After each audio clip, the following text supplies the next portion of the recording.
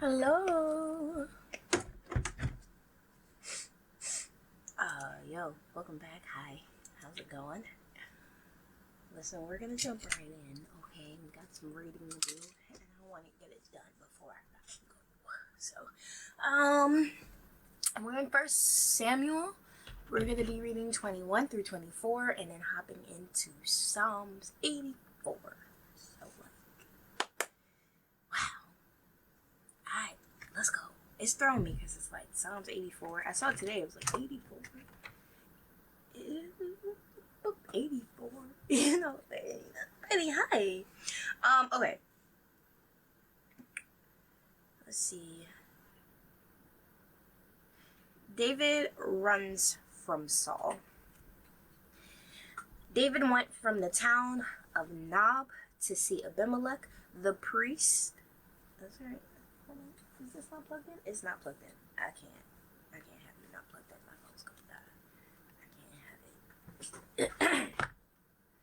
Just a second.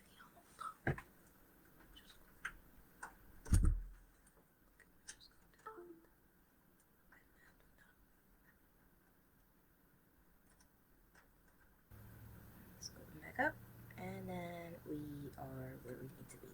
David went to the town of Nob to see Abimelech the priest. Abimelech trembled when he saw him. "Why are you alone?" he asked. "Why is no one with you?" The king has sent me on a private matter," David said.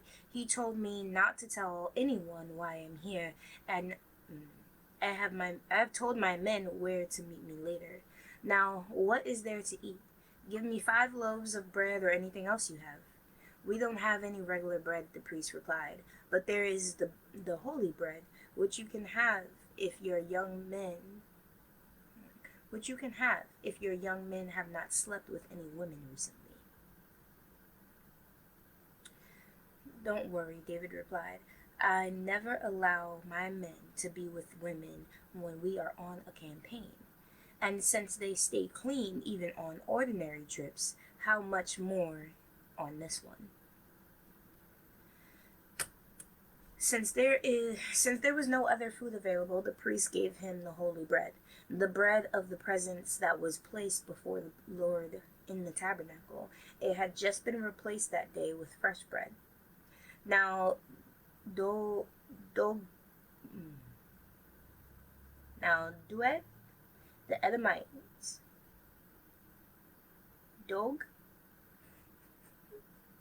the Edomite, Saul's chief herdsman, was there that day, having been detained before the Lord. David asked Abimelech, "Do you have a spear or a sword?" The king's business was so urgent that I didn't even have time to grab a weapon. "I only have the sword of Goliath the Philistine, whom you killed in the valley of Elah," the priest replied.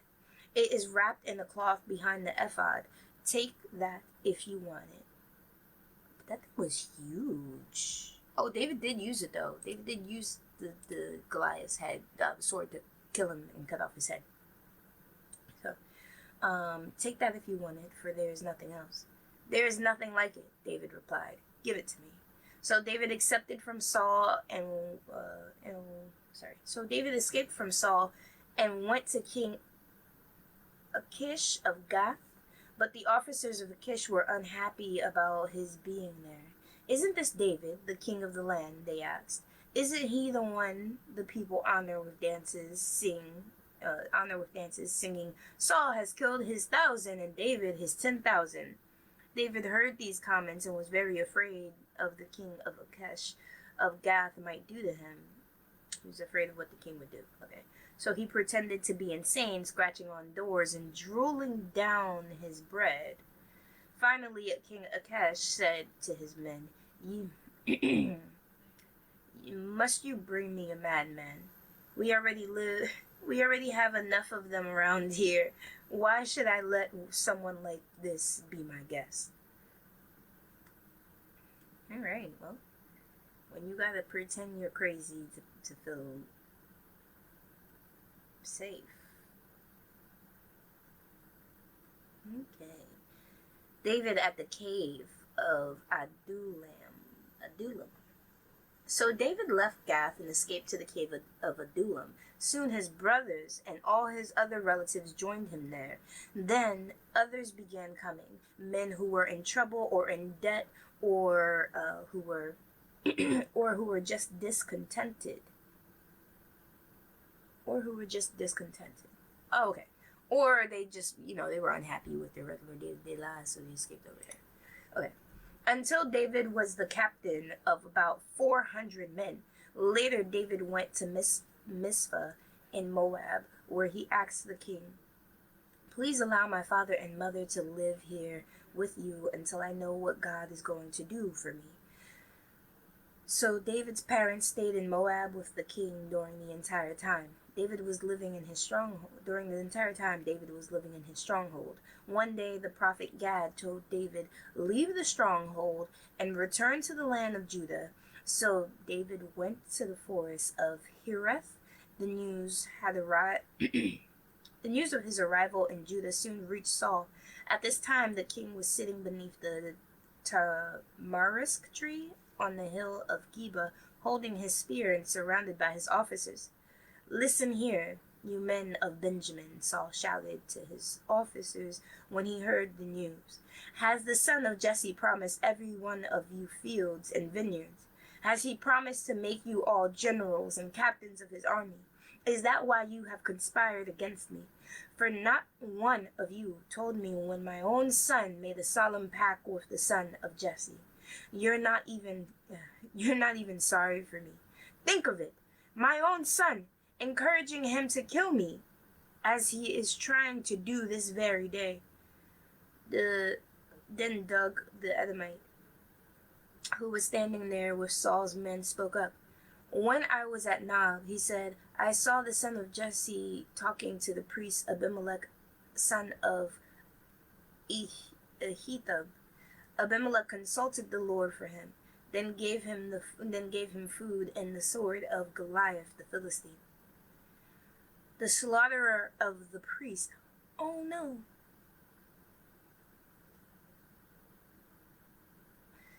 I didn't read it yet. Okay. King Saul immediately sent Abimelech and all his family, who served as priests at Nob. He sent for them. When they arrived, Saul shouted at him, "Listen to me, you son of Ahitub." "What is it, my king?" Abimelech asked. "Why have you and the son of Jesse conspired against me?" Saul demanded. "Why did you give him food and a sword? Why have you consulted God for him? Why have you encouraged him to kill me as he is trying to do this very day?" "But sir," Abimelech replied, "is anyone among all your servants as faithful as David, your son-in-law? Why, he is the captain of your bodyguard and a highly honored member of your household. This was certainly not the first time I had consulted God for him. May the king not accuse me and my family in this matter, for I knew nothing at all of any plot against you." "You will surely die, Abimelech, along with your entire family," the king shouted. And he ordered his bodyguards, "Kill these priests of the Lord, for they are the allies and conspirators with David. They knew he was running away from me, but they didn't tell me." But Saul's men refused to kill the Lord's priests. Then the king said to Doeg, "You do it." So Doeg the Edomite turned on them and killed them that day, 85 priests in all, still wearing their priestly garments.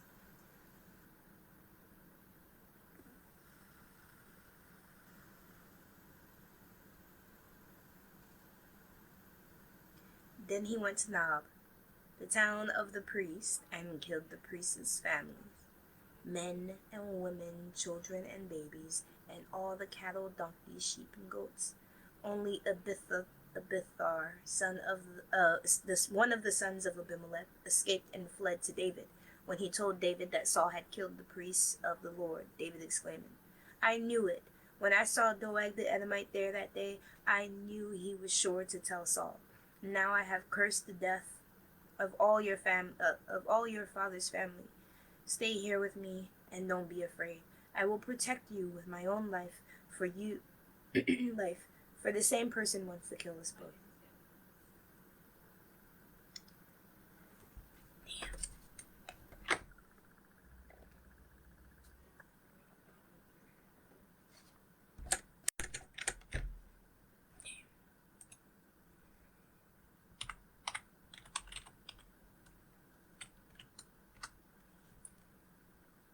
this is why.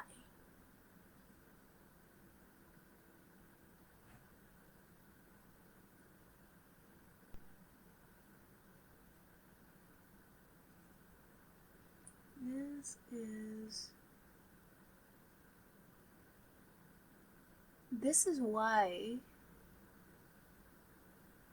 there wasn't supposed to be this like intermingling of Israel and the people who lived amongst them, the Edomites. Because it was this man of the Edomites who was willing to slaughter all of the priests, all of the Lord's priests, and their families, children, gold, all of that. Wipe them out at the commands of the king. Okay. Ooh, found you. I was looking for you. All right. So it was an Edomite who was willing to do it all. And why is sooner or later, David protects the town of Keilah. Yes? Yeah. David protects the town of...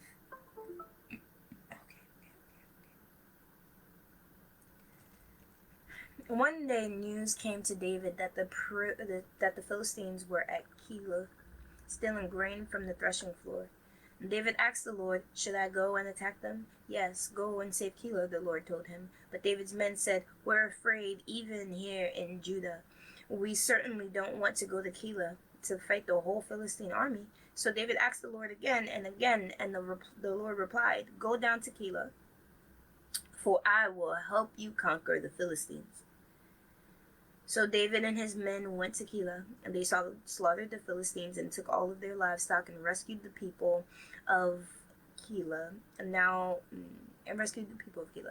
when Abithar, son of Abimelech, fled to David at Keilah, he brought the ephod with him. Saul soon learned that David was at Keilah. "Good," he exclaimed. "We've got him now. God has handed him over to me, for he has trapped himself in a walled town." So Saul mobilized his entire army to march to Keilah and besiege David and his men. But David learned of Saul's plan and told Abiathar the priest to bring the ephod and ask the Lord what he should do. Then David prayed, "O Lord, God of Israel, I have heard that Saul is planning to come and destroy Keilah because I am here. Will the leaders of Keilah betray me to him? And will Saul actually come as I have heard? O Lord, God of Israel, please tell me." And the Lord said, "He will come." Again David asked, "Will the leaders of Keilah betray me and my men to Saul?" The Lord replied, "Yes, they will betray you." David hides in the wilderness. So David and his men, about 600 of them, left Keilah and began roaming the countryside. Word soon reached Saul that David had escaped, so he didn't go to Keilah after all. David stayed in the strongholds of the wilderness and in the hill country of Ziph. Saul hunted him day after day, but God didn't let Saul find him. One day near Horesh, David received the news that Saul was on his way to Ziph to search for him and kill him. Jonathan went to find David and encouraged him to stay strong in his faith in God. "Don't be afraid," Jonathan reassured him. "My father will never find you. You are going to be the king of Israel, and I will be next to you, as my father, Saul, is well aware." So the two of them renewed their solemn pact before the Lord. Then Jonathan returned home while David stayed at Horesh. But now the men of Ziph went to Saul in Geba and betrayed David to him. "We know where David is hiding," they said. "He is in the strongholds of Horesh on the hill of Hakilah, which is in the southern part of Jeshimon. Come down whenever you're ready, O king, and we will catch him and hand him over to you." "The Lord blesses you," Saul said. "At last someone is concerned about me. Go and check again to be sure of where he is staying and who has seen him there, for I know that he is very crafty. Discover his hiding places and come back when you are sure. then I will go with you. And if he is in the area at all, I'll track him down, even if I have to search every hiding place in Judah." So the men of Ziph returned home ahead of Saul. Meanwhile, David and his men had moved into the wilderness of Maon in the Araba Valley, south of Jeshimon. When David heard that Saul and his men were searching for him, he went even further into the wilderness to the great rock, and he remained there in the wilderness of Maon. But Saul kept after him in the wilderness. Saul and David were now on opposite sides of a mountain. Just as Saul and his men began to close in on David and his men, an urgent message reached Saul that the Philistines were raiding Israel again. So Saul quit chasing David and returned to fight the Philistines. Ever since that time, the place where David had camped has been called the Rock of Escape. David then went to live in the strongholds of En-Gedi and Gedi.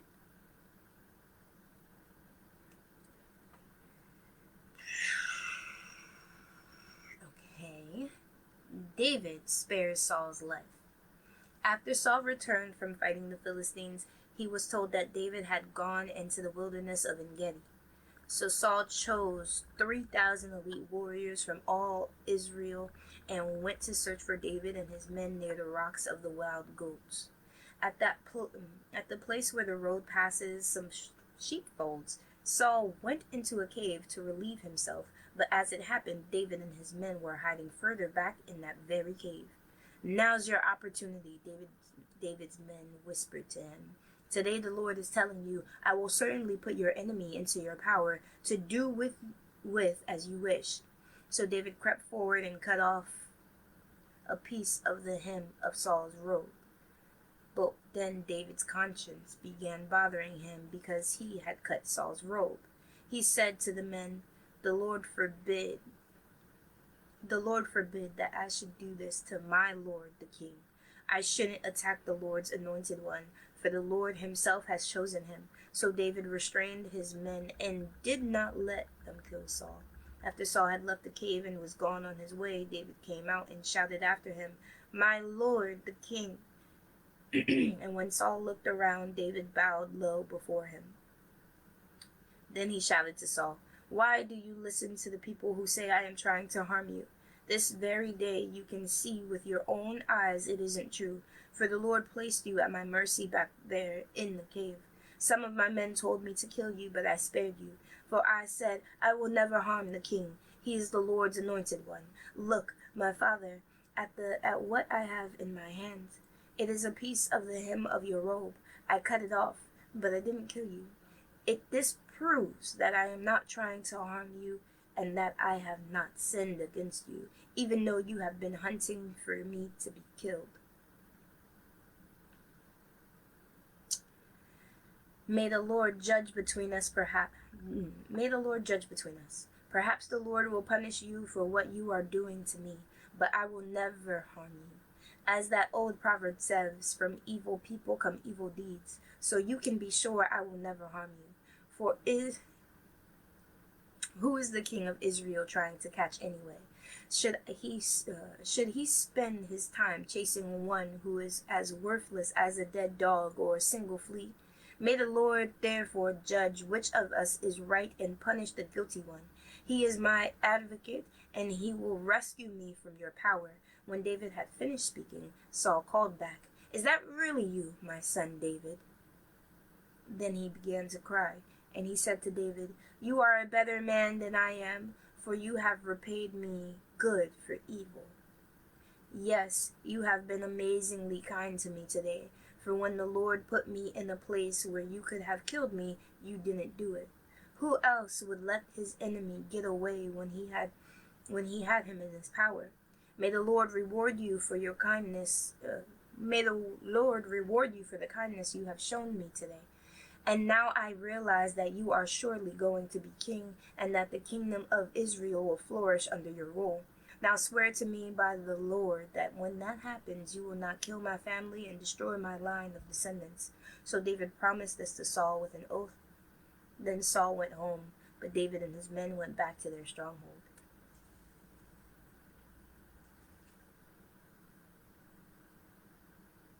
Okay, mercy for mercy. I was worried that Saul would just turn around and be like, die, like. No, he didn't do that. So, mercy for mercy. For the choir director, a psalm of the descendants of Korah to be accompanied by string instruments. How lovely is your dwelling place, O Lord of heaven's army. I long, yes, I faint with longing to enter the courts of the Lord. With my whole being, body, and soul, I will shout joyfully to the living God. Even the sparrow finds a home, and the swallow builds her nest and raises her young at a place near your altar. O Lord of heaven's army, my King and my God, who, oh God, what joy for those who can live in your house, always singing your praises. What joy for those whose strength comes from the Lord, who who have set their minds on a pilgrimage to Jerusalem. When they walk through the valley of weeping, it will become a place of refreshing springs. The autumn rains will clothe it with blessing, and they will continue to grow stronger, and each of them will appear before God in Jerusalem. O Lord God of heaven's armies, hear my prayer. Listen, O God of Jacob. O God, look with favor upon the King, our shield. Show favor to the one you have anointed. A single day in your courts is better than 1,000 anywhere else. I would rather be a gatekeeper in the house of my God than live the good life in the house. I'm gonna do that one over. I would rather be a gatekeeper in the house of my God than live the good life in the homes of the wicked. For the Lord God is our sun and our shield. He gives us grace and glory. The Lord will withhold no good thing from those who do what is right. O Lord of heaven's armies, what joy for those who trust in you.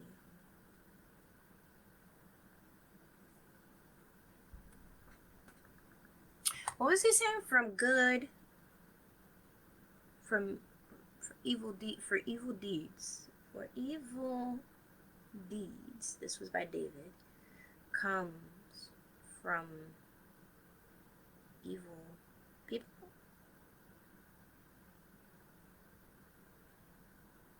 Something like that. I'll have to go back and find it because, like, I haven't really. For evil deeds, that was in 27, where he spares him. No, that was line 27. I didn't even read that today. 24, where he spares him, and he says.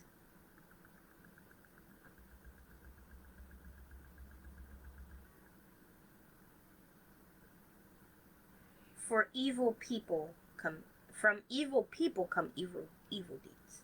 From evil people come evil deeds. I'm gonna translate that because I don't know, man. I don't know if I want to pin it on the people because now this is 1 Samuel 24, verse 13. As the old proverb says, from evil people come evil deeds. Bad things come from bad people.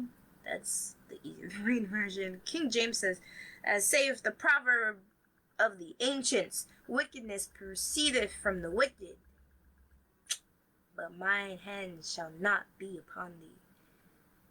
Yeah, that's cool. Okay, well, yeah. I don't know. That one's. Well, that's that.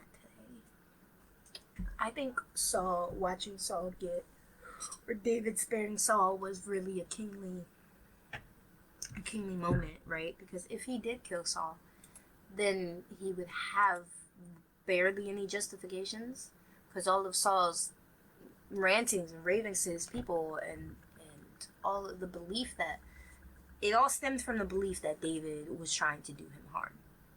And in sparing him, in the moment that he could do him harm, not only did he subvert that belief, but he was able to clear his name through doing so. Like, his name didn't ring throughout Israel going, David killed Saul. You know, it wasn't, those things didn't become synonymous. And in doing that, his name didn't have to bear the weight of killing the king of Israel.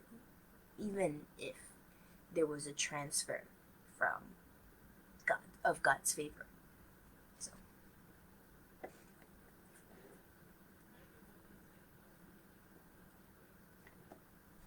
What's funny is I'm sure to his men, or at least some of his men, it probably looked like a weak move. Why wouldn't you kill him when he's right there in your midst? But the power, like, the power of grace and mercy, it just doesn't, it surpasses the power of physical violence, of that, like, physical.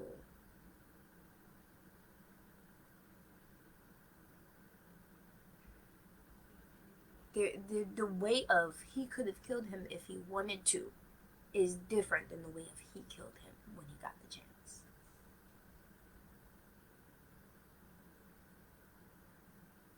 Yeah.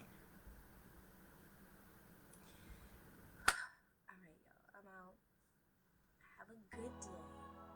And I'll see you on day 85. Yo. Yay.